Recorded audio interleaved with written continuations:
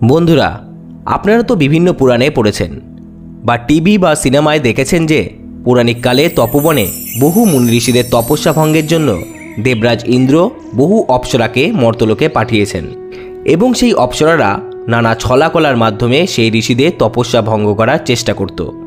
কিন্তু আজকে এই ভিডিওর মাধ্যমে আমরা এমন এক ঋষির কথা জানব যার তপস্যায় ভয় পেয়ে দেবরাজ ইন্দ্র এক অপ্সরাকে মর্তে পাঠান এবং সেই ঋষি সেই অপ্সরার সাথে করে 1000 বছর ধরে সহবাস। নমস্কার বন্ধুরা, আপনাদের প্রিয় মায়াপ্রো চ্যানেলে সুস্বাগতম।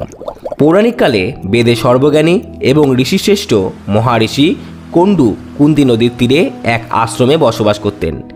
একসময় ঋষি কণ্ডু ঘোর তপস্যায় লীন ছিলেন। তপস্যায় তিনি এতটাই বিভোর ছিলেন যে তিনি চারপাশের কোনো আভাস পর্যন্ত পেতেন না।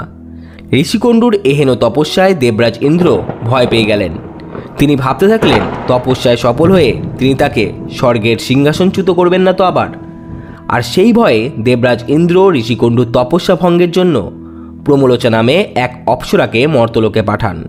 প্রমলোচা যখন ঋষি কণ্ডুর কাছে গেলেন তখন ঋষি কণ্ডু প্রমলোচার রূপ এবং সৌন্দর্য দেখে মুগ্ধ হয়ে গেলেন। তখন ঋষি কণ্ডু প্রমলোচাকে নিয়ে মন্দরাচল পর্বতের এক গুহায় গেলেন। সেখানে তিনি অপ্সরার সাথে 100 বছর পর্যন্ত ভোগবিলাস করতে থাকেন। যখন 100 বছর অতিক্রান্ত হয় তখন একদিন অপ্সরা প্রমলোচা ঋষিকে বললেন, হে মহাঋষি, এখন আমি স্বর্গলোকে ফিরে যেতে চাই এবং আপনি আমাকে বিদায় দিন। ঋষি উদাস হয়ে উত্তরে বলেন, আর কিছুদিন থেকে যেতে। ঋষির মন খারাপ দেখে অপ্সরা সেখানে থেকে যান। আবার ঋষিকণ্ডু পরের 100 বছর ধরে ভোগবিলাস করেন।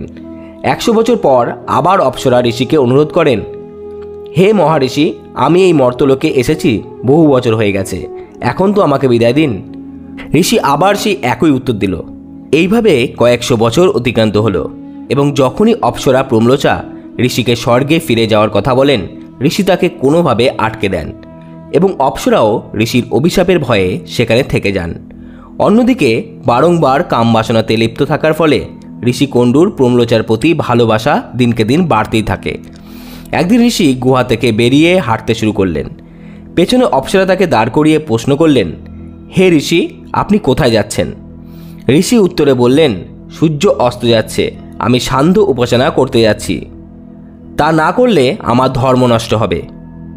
এই কথা শুনে অপ্সরা না হেসে থাকতে পারলেন না এবং বললেন, হে সর্বজ্ঞানী, এত বছরে এটা কি প্রথম সূর্যাস্ত হলো যে আপনি সান্ধ্যকালীন উপাসনা না করলে আপনার ধর্ম নষ্ট হবে? এই কথা শুনে মহর্ষি বললেন, আজ সকালেই তো তুমি এলে আর এখন সূর্যাস্ত হতে যায়, মনে হয় তুমি আমার সাথে উপহাস করছো। তখন অপ্সরা বললেন, হে ব্রাহ্মণ শ্রেষ্ঠ, আপনি ঠিকই বলেছেন, আমি সকাল বেলাতেই এসেছি, কিন্তু যেই সময় এসেছি তা 1000 বছর অতিক্রান্ত হয়েছে। এই কথা শুনে ঋষির পায়ের তলার মাটি কেঁপে উঠল এবং ঋষি জানতে চাইলেন, হে সুন্দরী, সত্যি কথা বলো, আমার সাথে তুমি কখন থেকে আছো? তখন প্রমলোচা ঋষিকে বললেন, আমার সাথে আপনি কামনায় আটকেছিলেন 907 বছর 6 মাস 3 দিন। এই কথা শুনে ঋষি আঁতকে উঠলেন এবং বললেন, তুমি আমায় মিথ্যে বলছো। অপ্সরা ঋষিকে বললেন যে তিনি যেন তাকে ক্ষমা করে দেন, কারণ এতে তার কোনো দোষ নেই এবং দেবরাজ ইন্দ্র তার তপস্যা ভঙ্গের জন্য তাকে মর্তলোকে পাঠিয়েছিলেন। এই কথা শুনে ঋষি কণ্ডু আশ্চর্য ও চকিত হয়ে রইলেন এবং রেগে বললেন, হে পাপিনী স্ত্রী, তোমার জন্য আমার সারা জীবনের তপস্যা ধর্ম সব শেষ হয়ে গেল, তুমি যেখানে যেতে চাও চলে যাও। এবং তিনি নিজেকে ধিক্কার জানাতে থাকলেন যে তার কিভাবে এরকম মতিভ্রম হলো। ঋষি আরও বললেন, ইন্দ্র যে কারণে তোমাকে আমার কাছে পাঠিয়েছিল তা তো সফল হয়েছে, আমার ধর্ম নষ্ট হলো। ঋষির এই রকম ক্রোধ দেখে অপ্সরা সারা শরীর থেকে ঘাম ঝরতে থাকলো।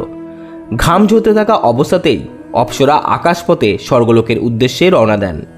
ওই সময় যে ঔরস অপ্সরার গর্ভে ঋষি দিয়েছিলেন তা সব ঘর্মরূপে বাইরে বেরিয়ে আসতে লাগলো। তখন ওই ঔরস বায়ু সঞ্চয় করলেন, বৃক্ষ ধারণ করলেন এবং সূর্যের কিরণে পুষ্ট হলো। সময় পূর্ণ হলে সেখান থেকে মরিষা নামক এক কন্যার জন্ম হলো। আর এই মরিষাকে ঋষি কণ্ডু, বায়ুদেব এবং সূর্যদেবের কন্যাও বলা হয়। তাহলে দর্শক বন্ধুরা, আশা করি আপনাদের এই ভিডিওটি ভালো লেগেছে এবং ভিডিওটি ভালো লাগলে লাইক ও শেয়ার করবেন এবং চ্যানেলে নতুন হলে সাবস্ক্রাইব করতে ভুলবেন না। সুস্থ থাকবেন, ভালো থাকবেন। আবার দেখা হচ্ছে নতুন কোনো ভিডিওতে। ধন্যবাদ।